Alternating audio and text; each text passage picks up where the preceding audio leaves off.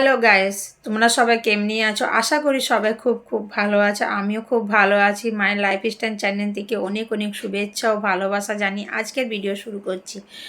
তো আজকে আমি বানাতে চলেছি গাঁট কচু দিয়ে রুই মাছের ঝোল। তো কীভাবে বানাচ্ছি সবটাই জানার জন্য আমার সঙ্গে থেকে আর পুরো ভিডিওটা দেখো। আর গাঁট কচু দিয়ে মাছের ঝোল বানাতে কি কি উপকরণ লাগছে তা চলো তোমাদেরকে দেখিয়ে দিই। তো এই গাঁট কচু দিয়ে মাছের ঝোল বানাতে আমাকে এখানে লাগছে গাঁট কচু নিয়ে নিয়েছি, এই যে এমনি সাইজের। আর এখানে নিয়ে নিয়েছি আমি রুই মাছ। তো সবার প্রথমে আমি রুই মাছটাকে নুন হলুদ মাখিয়ে কিছুক্ষণ রেখে দিব, আর ততক্ষণ আমি গাঁট কচুটা কেটে নেব। তো আসছি আমি গাঁট কচুটা কেটে দিয়ে দিয়েছি নুন আর দিয়ে দিচ্ছি হলুদ দিয়ে মাছটাকে আমি কিছুক্ষণ মেখে রেখে দিচ্ছি।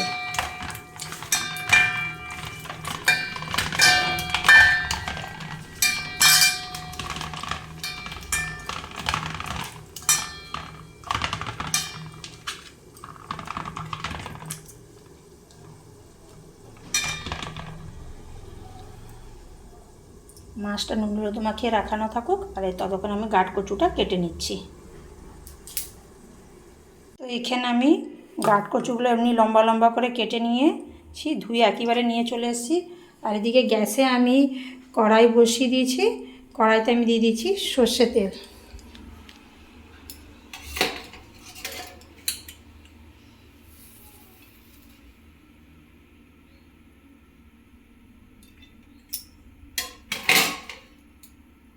তেলটা ভালো করে গরম হয়ে গেলে আমি সবার প্রথমে এই তেলে নুন হলুদ মাখিয়ে রাখা রুই মাছগুলো ভেজে নেব।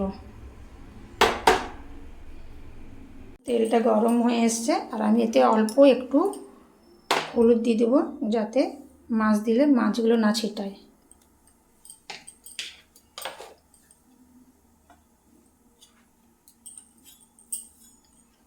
নাড়াচাড়া করে নিচ্ছি।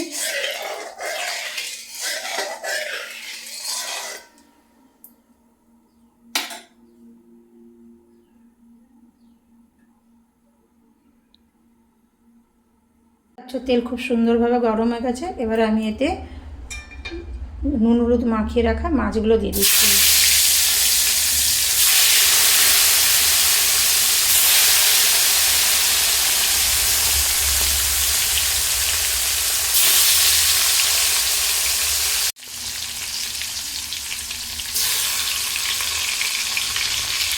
মাছগুলো লাল করে ভেজে দুদিকে লাল করে ভেজে তুলে নেব।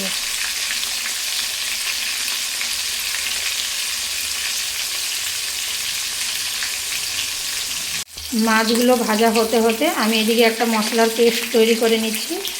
তো এখানে আমি গাঁট কচু দিয়ে মাছের ঝোল করবার জন্য নিয়ে নিয়েছি একটা ছোট সাইজের পেঁয়াজ, আদা, কাঁচা লঙ্কা, গোটা জিরে, ধনে গুঁড়া আর কাশ্মীরি রেড চিলি পাউডার। তো এখন আমি পেঁয়াজ, কাঁচা লঙ্কা, আদা আর জিরার একটা পেস্ট তৈরি করে নিচ্ছি। তো মাছগুলো একদিকটা সুন্দর করে ভাজা হয়ে গেছে, আরেক দিকটা পাল্টে দিয়েছি।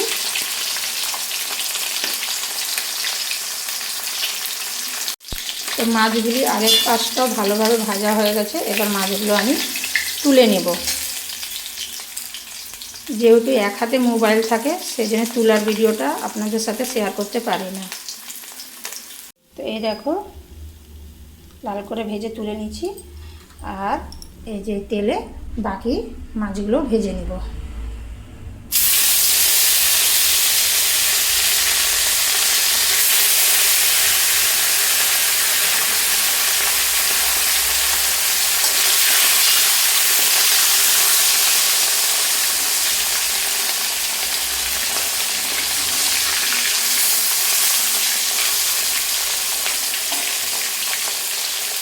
এই মাছগুলো লাল করে ভাজা হয়ে গেছে, এবার আমি তুলে নিচ্ছি। তো সব মাছগুলোই আমার ভাজা হয়ে গেছে, আর এই তেলেই আমি দিয়ে দিব ফোড়ন, গোটা জিরা আর তেজপাতা। তেলে দিয়ে দিচ্ছি গোটা সাদা জিরা, দিয়ে দিচ্ছি দুটো তেজপাতা, তারপরে এখানে দিয়ে দিচ্ছি কেটে রাখা গাঁট কচু।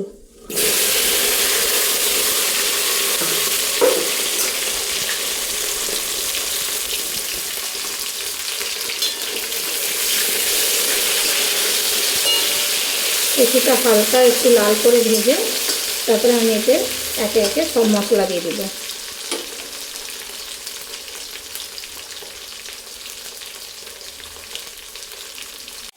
তারপরে দিয়ে দিচ্ছি এখানে জিরে, কাঁচা লঙ্কা, পেঁয়াজ আর পেস্ট করে রাখা।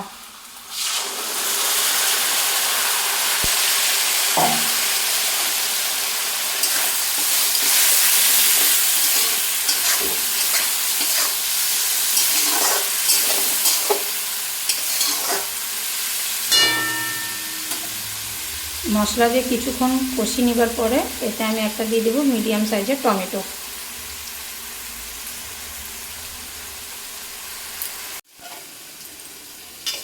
তো মশলা দিয়ে কচুটা ভালোভাবে কষিয়ে নেবার পরে আমি এতে দিয়ে দিচ্ছি একটা মিডিয়াম সাইজের টমেটো।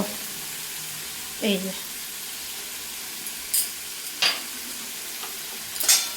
টমেটো দিয়ে আর কিছুক্ষণ কষিয়ে নেব, যাতে টমেটোটা ভালোভাবে একটু গলে যায়।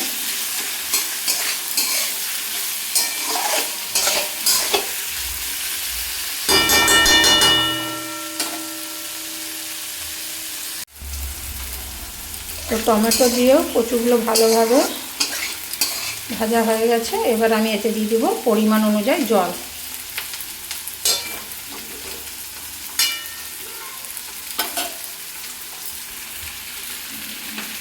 ঝোলটা যে যেরকম খেতে পছন্দ করে সেই হিসাবে জল দিবে।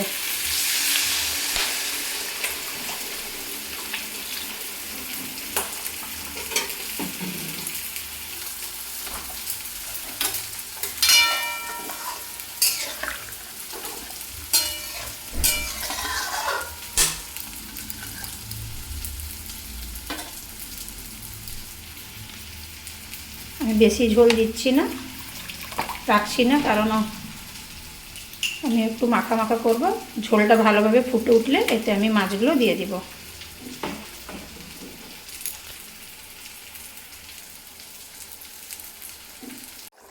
তো ঝোলটা খুব সুন্দরভাবে ফুটে গেছে। আর এবার এতে আমি দিয়ে দিব ভেজে রাখা মাছ।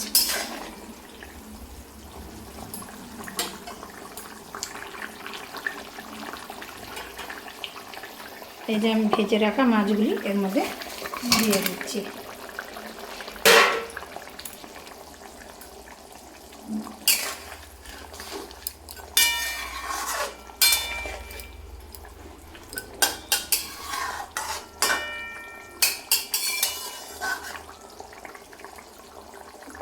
মাছগুলো দিয়ে 3 থেকে 4 মিনিট ফুটিয়ে গ্যাস অফ করে দেব।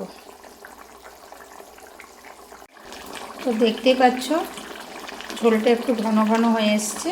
আর এবার আমি গ্যাস অফ করে দেব, এতটাই ঝোল রাখবো।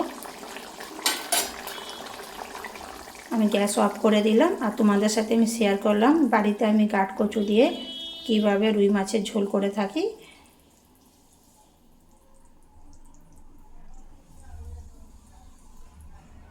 তো তোমাদের সাথে আমি শেয়ার করলাম বাড়িতে আমি কিভাবে খুব সহজ পদ্ধতিতে গাঁট কচু দিয়ে মাছের ঝোল করে থাকি।